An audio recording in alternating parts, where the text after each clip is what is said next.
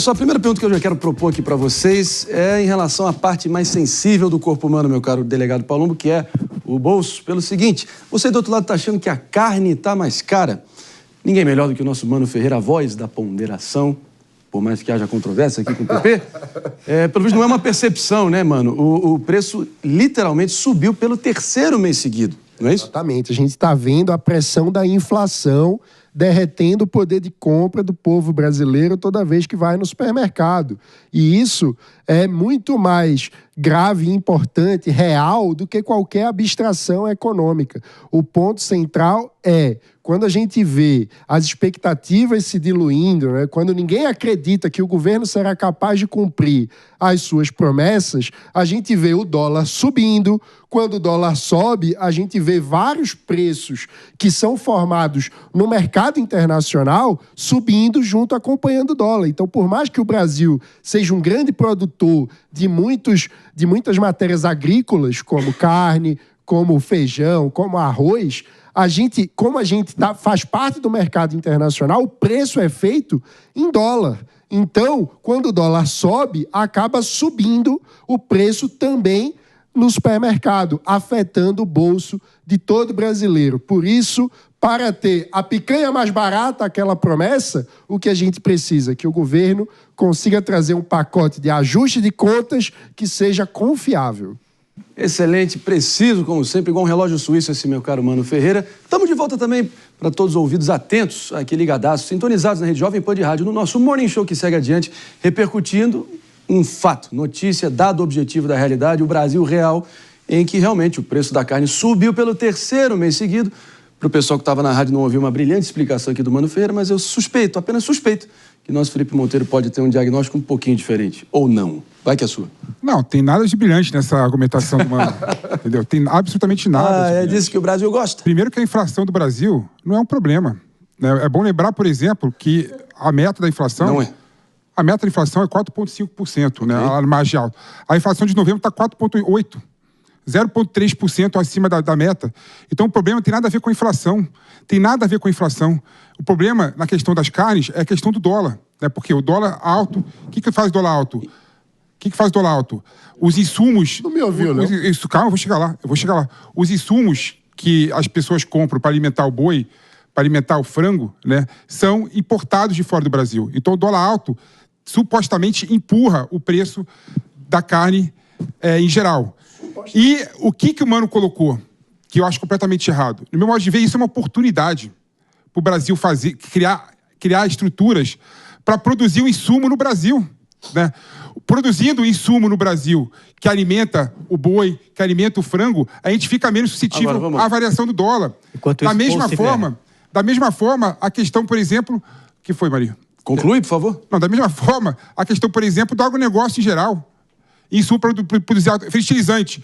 Temos que ter uma política nacional de fertilizantes no Brasil. Não podemos depender da Rússia, da Ucrânia e de outros países. Então, muitos outros temas, vai tomando um caminho próprio. Agora, Palumbo, Mari também. Mari é difícil. Maria, meu Deus do céu. Maria. Mas pode ser Mari. Pode? Tá bom. Mano também? Cara, vamos lá. A gente viu a questão dos Estados Unidos também. Partido Democrata, Biden, Harris. Qual foi o principal fator que estrangulou eles? A inflação. Que caiu nos últimos meses, antes da eleição. Mas isso não chegou nos preços em si. Queda na porcentagem, na taxa de inflação, não necessariamente é um reflexo imediato e direto nos preços, na bomba de gasolina, nas prateleiras do supermercado. Não é isso? Totalmente. E o que o Mano falou, a questão do dólar, né? O dólar caro. Mas assim, quando você tem um país que tem muita incerteza econômica do que vai acontecer no futuro, a nossa moeda nacional tende a ser desvalorizada e isso, consequentemente, aumenta os preços das moedas estrangeiras aqui e dos produtos que também são baseados nessas moedas estrangeiras. Isso sem mencionar que cá entre nós. O presidente Lula, durante a eleição de 2022 inteira, meu caro Paulo, falava muito em trazer picanha e cerveja para o povo, né? Acabou apresentando uma abóbora ali no início.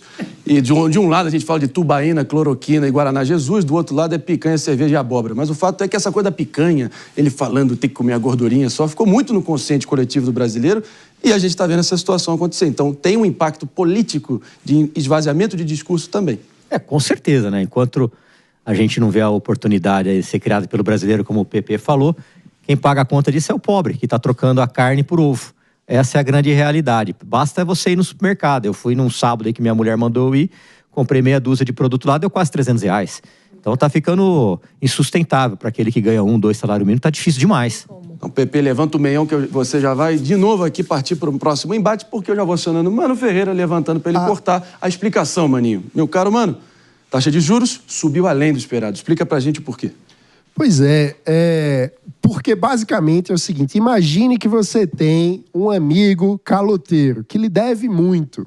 E aí ele promete que vai organizar a vida dele para lhe pagar no longo prazo, para dividir em várias parcelas e conseguir lhe pagar. E aí ele diz que está fazendo um ajuste das próprias contas para ser capaz de lhe pagar. Só que aí quando você vai olhar o comportamento real dele, ele não cumpre as promessas de ajustar o seu comportamento. Às vezes ele dobra a aposta. Então ele vai para a farra e toma uma cachaça ainda maior, gastando ainda mais com a festa.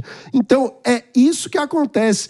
Na prática, o que você vai fazer com o dinheiro que o seu amigo lhe deve? Você vai cobrar juros cada vez mais altos. É isso que a gente vê acontecendo no Brasil. O governo brasileiro é esse amigo que é caloteiro e farreiro. Ele vai para a farra, promete ajustar o comportamento, não ajusta. Qual é o resultado? O dólar sobe, os juros sobem, a inflação fica pressionada e todos nós pagamos essa conta. E lá vamos nós de novo, vai que a sua PP. Previsão era de aumento de 0,75%, foi de 1%. Lembrando, ressaltando, vários diretores indicados pelo presidente Lula foram unânimes, todos votaram de acordo com essa decisão. É uma vergonha, né? Um escárnio, os juros da forma que está aí, 12,25%, não é? É um dos maiores juros do mundo. O Brasil é o país dos rentistas. O que Mano colocou aqui nada mais é do que o seguinte, eu estou justificando para o mundo e para o povo brasileiro porque é muito melhor investir no título da dívida pública do Brasil, que o Brasil não é nada caloteiro, é absolutamente nada caloteiro, paga tudo em dia, do que investir no setor produtivo. Ou seja, nós somos rentistas. E o que acho interessante é o seguinte, o Mano bate no peito toda hora falando que o Brasil ainda não atingiu a meta da universalização do saneamento básico. Não vai atingir. E não vai atingir por conta dessa política rentista aí. Eu, por exemplo, fiz várias modelagens de saneamento básico na minha carreira como advogado. A taxa interna de retorno num projeto de saneamento básico é menos de 12%. Menos de 12%. O investidor tem que entrar no Brasil, tem que construir empresa, tem que contratar gente, tem que gastar dinheiro para poder construir canos, né, dutos, né, e recebe de volta somente 11% do que ele investiu, né? É muito melhor ele não investir em saneamento básico e colocar o dinheiro no título da dívida pública. Ou seja, para você ver como que o título, como que a taxa de juros alta, da forma como está, estraga a economia e estraga direitos, na minha opinião, necessários para o povo brasileiro. Quando eu bato no peito e falo que sou contra a taxa de juros alta, é porque eu sou contra que as pessoas usem a estrutura do Estado para ganhar mais dinheiro e sem produzir absolutamente nada. O Mano foi muito mencionado, vou contigo, foi o próprio guru liberal Paulo Guedes que disse que o Brasil, por muito tempo, era o paraíso dos rentistas e o inferno dos empreendedores. Exatamente por conta desse padrão de comportamento do governo brasileiro. O governo é caloteiro, por quê? Porque ele está dando uma manobra, ele está pegando um cartão de crédito para pagar o outro. É isso que o governo faz. O governo só vai pagar a dívida de verdade quando tiver superávit. Enquanto o governo tiver deficitário, quer dizer que ele está gastando mais do que ele arrecada. E como que ele se financia? É como se ele pegasse um cartão de crédito para pagar a conta do outro. Então fica eternamente rolando. Quanto mais você faz esse artifício, maior vai ser a taxa de juros. Então, eu também acho que é muito ruim para o país ter uma taxa de juros tão alta. O ponto é, como que a gente muda essa realidade? Fazendo o dever de casa, parando de pegar um cartão para pagar o outro e pagando de verdade a dívida. Ou seja, organizando as contas e tendo superávit, cortando gasto. É isso que o Brasil precisa fazer. O que está errado na fala dele, Pepe? Não, tá tudo errado. Vamos lá. É impressionante, eu fico impressionado como o Mano fala e não diz absolutamente nada. Então fala você. Existem outras possibilidades, existem outras estruturas intelectuais, institucionais que você pode aplicar de modo a reduzir a taxa de juros e cuidar da inflação e do dólar. No Brasil, infelizmente, liberais como o Mano, né, que se apoiam em estudos econômicos completamente ultrapassados, né, só olham para a questão da demanda. Esquece de olhar a oferta. Né? Por que todo país do mundo tem déficit? Por quê? Estados Unidos tem déficit, Japão tem déficit, Alemanha tem déficit, França tem déficit, todo mundo tem déficit, todo mundo tem déficit. Por quê?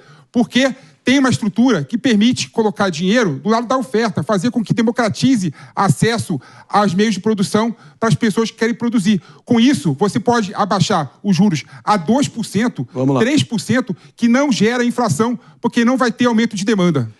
Meus amigos, eu sei que se deixasse a gente ficava aqui até amanhã, eu sei que é bom. Ânimos acirrados, muitas divergências, mas seguimos adiante aqui. Então, minha diretora Helena, eu posso ouvir um comentário aqui da Maria de Carli? Levantou o dedinho?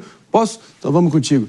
Jogo rápido, então. Acho que essa decisão aumentou. É o sinal claro que o Copom, Banco Central, falou, que a gente não acredita na capacidade do governo de conter despesa, cortar gasto e travar a escalada inflacionária. Exatamente, foi o que o Mano falou aqui, né? Não adianta de nada entregar um pacote que precisava primeiramente deixar a casa em ordem e já embrulhou com uma outra proposta, a questão tributária, o que ficou muito confuso para quem quer investir, quem são os agentes econômicos do Brasil. E isso, como o Mano falou, também só aumenta as incertezas, aumenta a inflação e piora o custo de vida do brasileiro. E a gente sabe que o Brasil, a gente não tem problema de oferta, a gente tem problema de demanda também. A demanda está ultra aquecida. Imagina quando subir ainda mais os preços. A demanda vai acabar e aí a economia vai, de fato, estagnar mesmo.